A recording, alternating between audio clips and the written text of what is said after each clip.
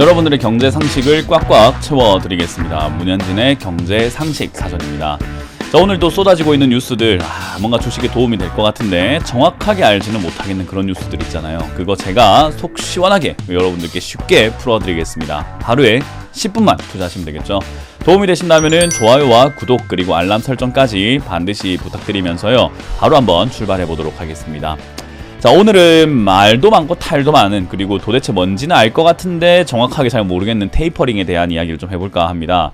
테이퍼링 이야기 안 할 수 없을 것 같아요. 증시에서 이거 빼놓고 이야기할 수 없기 때문에 요 이야기 요즘에 여러분들 좀 많이 들리실 텐데 요거 뭔지 한번 저랑 같이 알아보도록 할게요. 자, 테이퍼링 이야기하게 되면 일단 금리 상승에 대한 이야기와 금리에 대한 이야기가 좀 많이 보이게 되고요. 5년간 금리 상승이 완만할 것이다. 내년 테이퍼링, 내후년 금리 인상이 나올 것이다 라고 하고 있고, 그리고 영국도 테이퍼링에 나서냐라고 하면서, 아니 전 세계가 왜 테이퍼링에 대해서 이렇게 논의를 하고 있을까? 왜 테이퍼링에 관심을 가지고 있을까? 그리고 댈러스 연은 총재도 연준 테이퍼링 논의를 빨리 시작해야 된다라는 이야기를 하고 있는데, 이 도대체 왜 이런 걸까? 뭔데 도대체 테이퍼링이 뭔데 이렇게 자꾸 이렇게 빨리 해야 된다 하고 자꾸 하나하나 관심을 가질까? 바로 한번 알아보도록 할게요. 자, 일단 테이퍼링이라고 하는 부분은 우리가 중앙은행이 양적 완화 정책, 양적 완화는 제가 예전부터 설명해 드렸기 때문에 충분히 아실 거라고 생각이 드는데요. 양적 완화 정책의 규모를 점차적으로 축소해 나가는 것을 이야기합니다. 그래서 돈을 막 풀어내고 있던 것을 이제 규모를 점점 줄여 나가는 거죠. 우리 흔히 말하는 용돈을 네가 지금 많이 힘들구나 하면서 막 200만 원씩 주다가 야, 이제 용돈을 점점 줄이자 하는 그런 행위를 이야기하는 거예요. 이 테이퍼링이라고 하는 이야기는 사실 테이퍼라고 하는 영어 단어에서 나오는 건데, 폭이 점점 가늘어진다라는 의미로 양적 완화 폭을 점점 줄여나가는 뜻이다라고 보시면 되고요. 어떻게 보면 이제 출구 전략인 거죠. 돈을 막 풀어냈으니까 이거 언젠가는 끝을 내야 되는데 어떻게 끝을 낼까? 천천히 줄이자라는 거예요. 그래서 화폐를 계속 풀어내는 정책을 평생 쓸 수는 없어요. 그럼 돈의 가치가 무한정 떨어져 버리기 때문에 우리가 흔히 말하는 하이퍼 인플레이션이라고 해서 물가가 너무 비이성적으로 급등해 버려가지고 뭐 우리 라면 한 그릇 먹는데 1조 2천억이 필요하다든지 그런 식으로 화폐 가치가 너무 무너질 수 있거든요. 그래서 화폐 가치를 너무 떨어뜨릴 수는 없기 때문에 일정 시간이 지나면 그 규모를 줄여야만 합니다.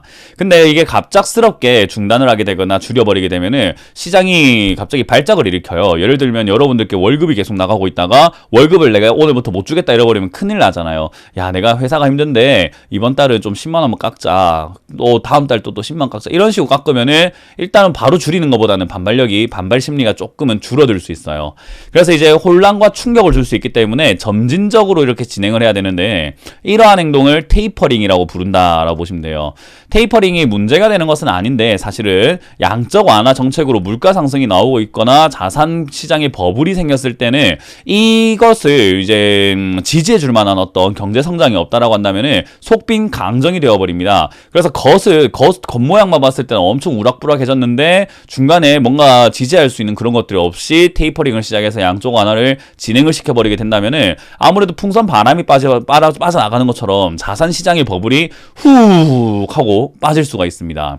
그래서 이 테이퍼링에 대한 관심이 좀 증가하고 있는 추세인 거고요. 연준에서도 계속 경제가 생각보다 잘 성장하고 있다. 이 정도 성장이면은 금리 인상을 조금 논의해봐도 될 것 같다. 또는 아직까지 경제가 회복이 안 돼서 우리가 금리 인상이라던가 테이퍼링 이야기를 못 하겠다라는 형태로 나오고 있는 거죠. 그래서 지금은 뭐가 문제냐면은 어떤 게 더 빠를까의 문제예요. 인플레이션이 오고 있는 그 두려움이 빠를 것인가, 아니면 경제 성장이 빨라가지고 테이퍼링을 그 전에 먼저 시작을 할 수 있을 것인가의 문제가 남아있다라고 보면 되는데, 아무래도 쫓기듯이 테이퍼링을 하거나 양적 완화 규모를 줄여버리게 되면 그거 안 좋은 거겠죠. 쫓겨나는 거니까요. 그래서 일단 경제 회복이 먼저 되면서 테이퍼링이 천천히 진행되는 것이 가장 이성적인 그림이 될 것이고, 그리고 테이퍼링이 진행이 되고 나면은 아무래도 그 시장의 그 시기만 우리가 좀 미리 알 수 있다면은 충격과 변동이 있을 거다라고 생각을 해서 내 자산을 어떤 식으로 포트폴리오 옮겨야 될지, 어떻게 투자해야 될지를 결정할 수 있게 되겠죠. 그래서 현명한 투자자들은요, 연준의 테이퍼링 시점과 본인이 속한 국가, 그러니까 우리는 한국이죠. 한국의 테이퍼링 시점을 파악하기 위해서 굉장히 많은 뉴스들에 관심을 갖게 되는 겁니다. 저도 이제 테이퍼링이라든지 금리 인상, 그리고 아무래도 통화 정책 이런 것들에 대해서 여러분들께 많이 다뤄드리고 있는데, 그 부분에 관심이 굉장히 많을 수밖에 없는 게, 숲을 봐야 내가 이 나무를 지금 캐도 될지 아니면 잠시 조금 이렇게 떨어져 있어야 될지 알 수가 있겠죠. 숲에 불이 나버리면은 지금 이 나무 캐는 게 중요한 게 아닌 거잖아요. 그래서 저는 전체 경제 시장부터 조금 우리가 보는 것이 좋은 방법이다라고 생각이 드니까 그 점 참고하시면 좋을 것 같습니다. 자, 요즘 이런 이야기 나오고 있습니다. 자산 버블 종착역이 다가오나 캐나다가 주요국으로 첫 테이퍼링을 시작을 했어요. 캐나다 같은 경우는 이제 GDP 규모로 따졌을 때 우리나라 바로 위입니다. 근데 거의 비슷해요. 우리나라의 경제 규모와 캐나다의 경제 규모가 거의 비슷해요. 물론 구조상으로 좀 다릅니다. 우리나라는 기업이 먹여 살리는 구조라고 한다면은 캐나다 같은 경우는 자원이 있죠. 나무. 예, 나무가 굉장히 많은 국가이기 때문에 나무를 팔아가지고 돈을 좀 버는 회사예요. 그 회사가 아니고 국가죠. 그래서 아무래도 이제 그 차이가 조금 있긴 하지만 GDP 규모는 거의 비슷한 규모인데 우리보다 조금 높은 수준이라고 보시면 됩니다. 근데 이 국가가 테이퍼링을 시작을 합니다. 아무래도 미국이 테이퍼링을 하지 않는다고 해가지고 아무 문제가 없는 건 아니겠죠. 내가 속한 국가의 테이퍼링, 자산을 풀어내는 규모를 점점 줄여나가면서 금리 인상을 하게 되면은 그것만으로도 굉장한 또 충격을거나 변화가 생길 수 있기 때문에 우리가 관심을 가져야 될 것 같고요.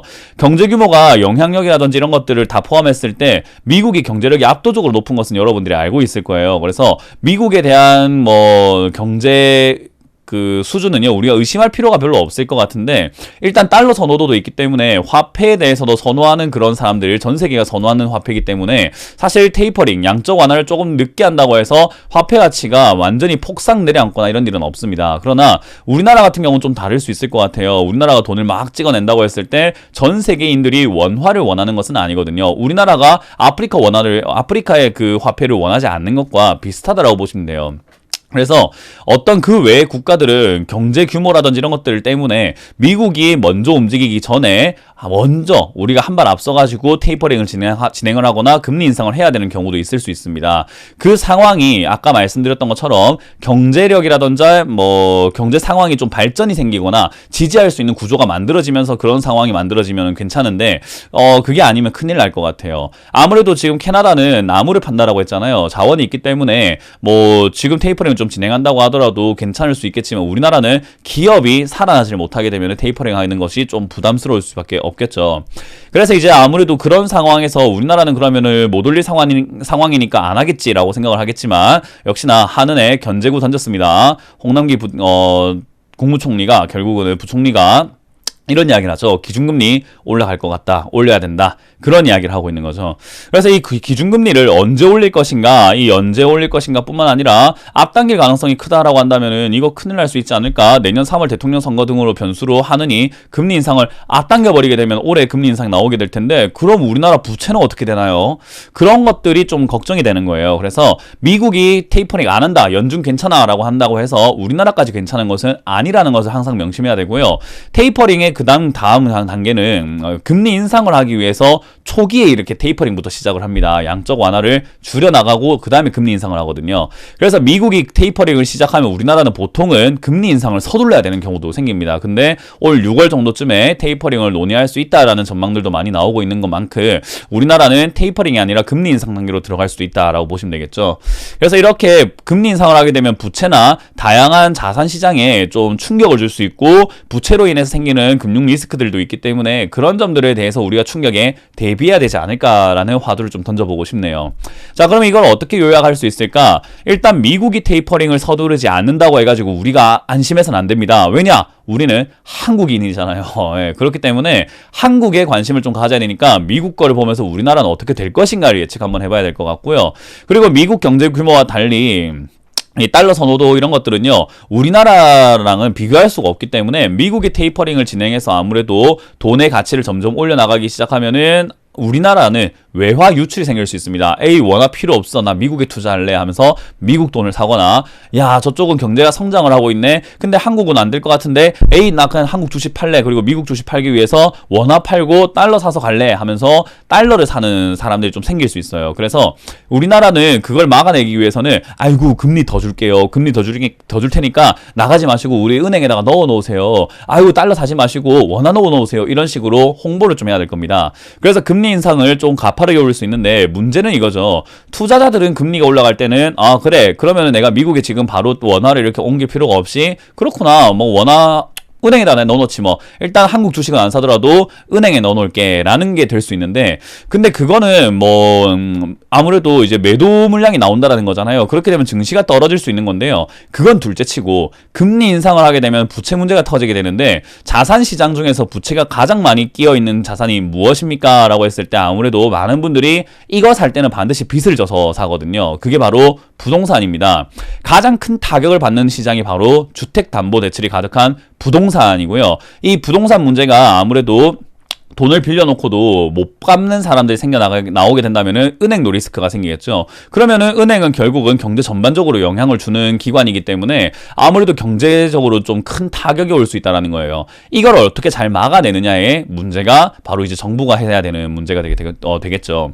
자, 그래서 지금은 부동산은 부채가 굉장히 많이 껴있기 때문에 금리 인상을 했을 때 지금 우리나라의 70% 정도의 부채가 변동금리라고 합니다. 그러니까 금리 인상을 하게 되었을 때 이자도 더 많이 내야 되는 거죠. 근데 이자를 많이 내야 되는데 사람들이 그걸 버티지 못하게 된다면 어떻게 될까요? 한 달에 이자를 100만 원, 200만 원 내는 것도 버거워 죽겠는데 250, 300만 원 내라고 하기 시작하면은 아무래도 야, 우리 여기 살지 말고 좀 이사 갈까? 나갈까? 하는 사람들이 서서히 나올 수가 있다라는 거죠. 버거우니까요.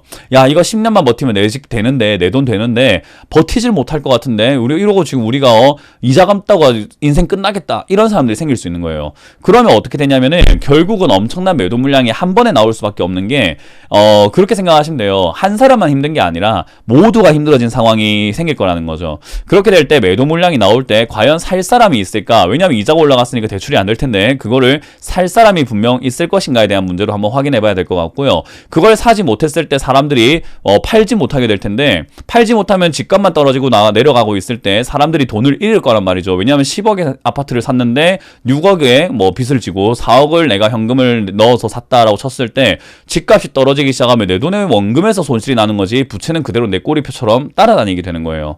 그래서 이제 그런 부분들까지 생각을 한번 해본다면은 나 이제 빚 못 갚겠다 하는 사람들도 만약에 생길 수 있다라고 한다면 은행 리스크도 굉장히 클 수 있어요.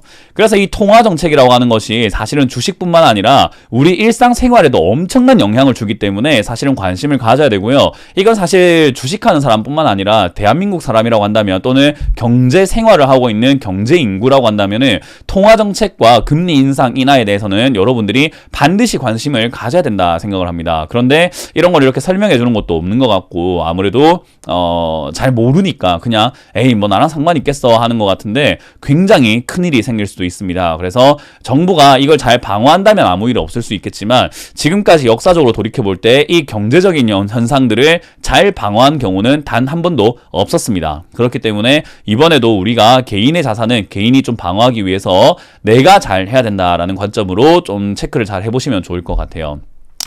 자, 그래서 저는 이렇게 이야기를 하고 싶습니다. 경제는 크게 그리고 멀리 볼수록 목적지가 분명해지기 때문에 우리 여러분들이 경제 앞으로 지금 당장 하루 이틀 돈 벌어가지고 될 게 아니기 때문에요. 내 자산을 오랫동안 계속 꾸준히 불려나가는 게 목적이라고 하신다면은 좀 경제를 큰 시선에서 보는 훈련을 하시고 습관을 가지시면 어떨까라는 조언을 드려보도록 하겠습니다.